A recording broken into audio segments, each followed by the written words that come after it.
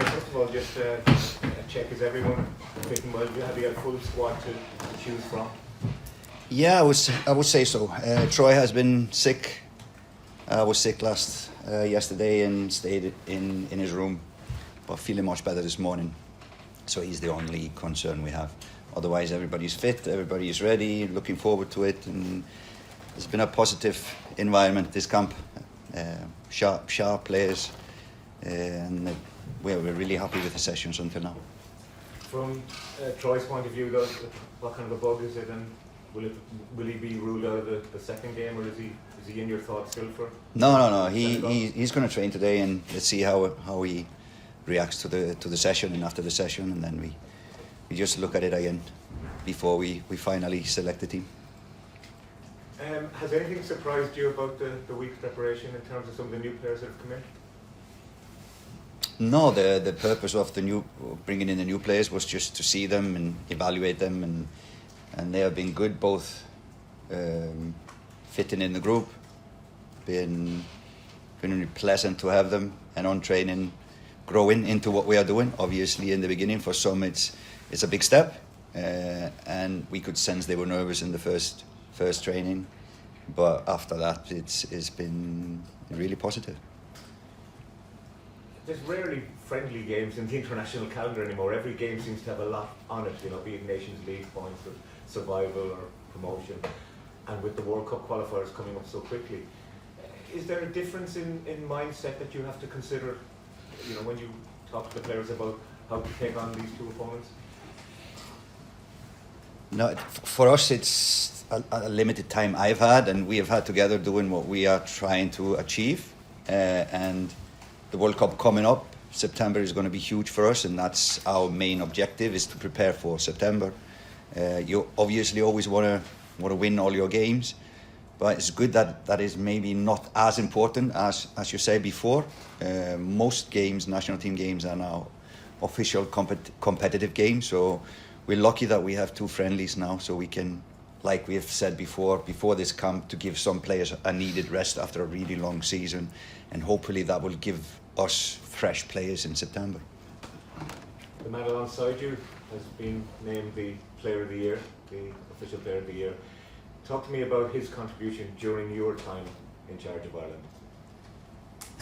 We have said it in many occasions when we sit here.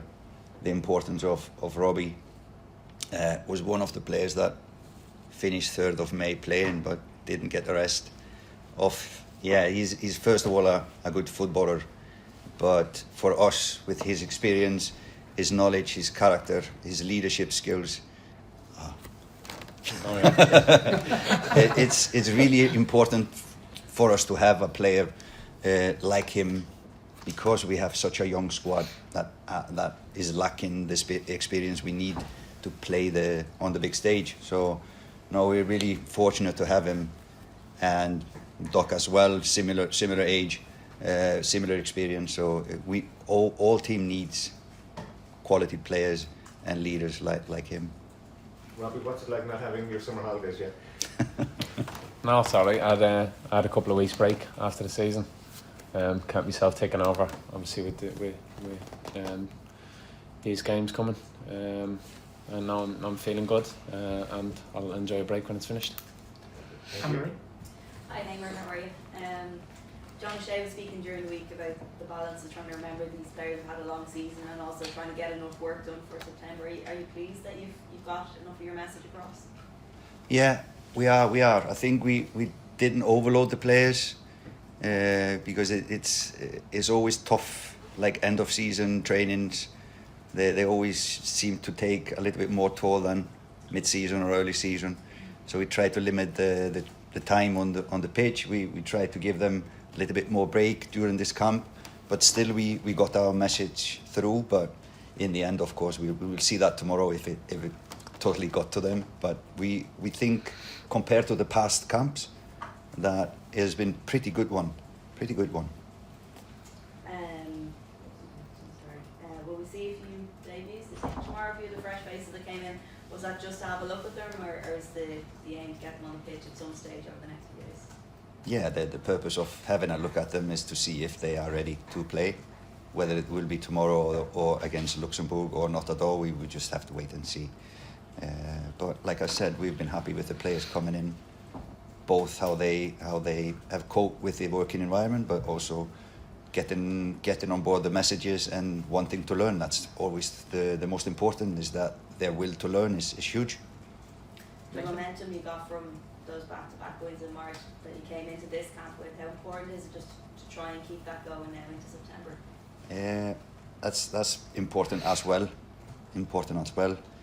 I wouldn't mind losing both these games if we win both in September. So if you're thinking about it that way, but obviously we always want to win all our matches, and we go to every match to win it, and we have a good squad now, so we are gonna go for it for sure.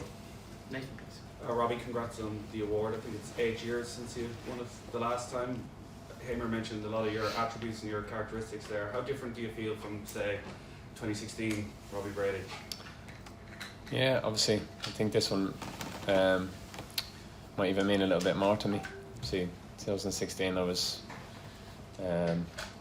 a lot younger and playing really well at the time. Not that I expected to win it then, because we had a really good team, but I felt like I was in really good form. But to come back now after a little bit of time out, and like I said, the group has helped me, the staff have helped me to get back to a level now where I feel comfortable. I feel like I'm playing some good football at the minute and really enjoying it. So yeah, it means a lot to me. Particularly since I think in 2023 you didn't play any games with the international team. It's a heck of a turnaround. Yeah, listen, it's just about working hard and getting back to what I can do myself, and obviously put me in the spotlight to come back in here, and I've loved every minute of being back in here. Heimir, it's also still a tight enough camp. Are you talking about September? Are you doing analysis of the games that are coming up in September, or is it just solely focused on these two? Yeah, the preparation is mixed with what is going to happen in September. Started the camp with talking about what is coming up, why it's important to play games like Senegal, and just what can we take from these games that kind of transfers to the games in September. Ed, please.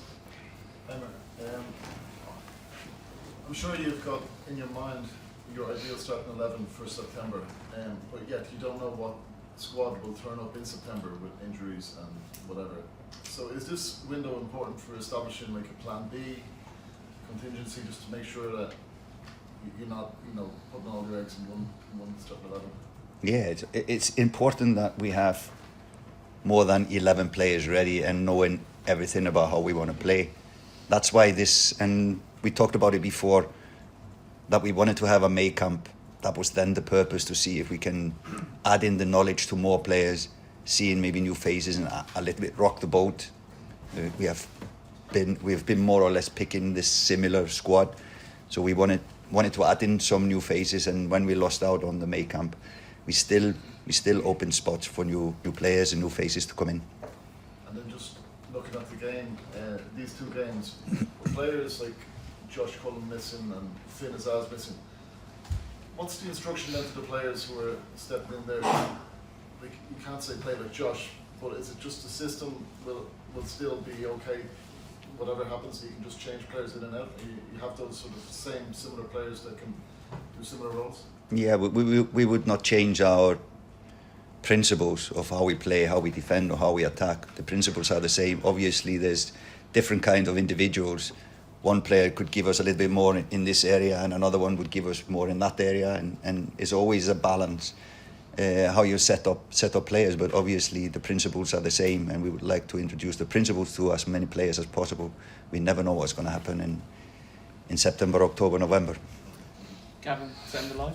Heimir, in what specific ways do you see the game against Senegal as helping preparation for the game against Hungary? Well, if you look at their matches and how they play, massive physicality, I would say not only speed but running power. So they will come at you again and again. They look for the space behind you. If you watch AFCON is against a team like Senegal, they always need to play against a low block. So they are specialists in finding pockets to play into and run into. A third man is running into there. So we will be tested defensively massively in this game. if they play like they have done in their last 22 games, they haven't lost. So amazing for a national team to play 22 games without losing. And then they lost against Algeria. Before that, 9 games again without losing. So they are really massive team. First goal always important. So that's another aspect of the game to when we play them, and the individual quality similar to Portugal. All players can hurt you, so 1v1s will be massive important.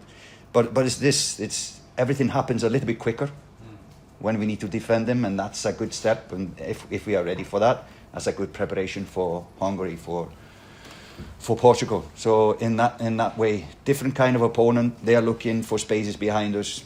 That's not so often. That doesn't so often happen in Europe. Normally, there's a few passes before players or teams look behind us. But that's one of the things that we've been looking at, and we need to improve. Thanks very much. Welcome. Sleep pocket.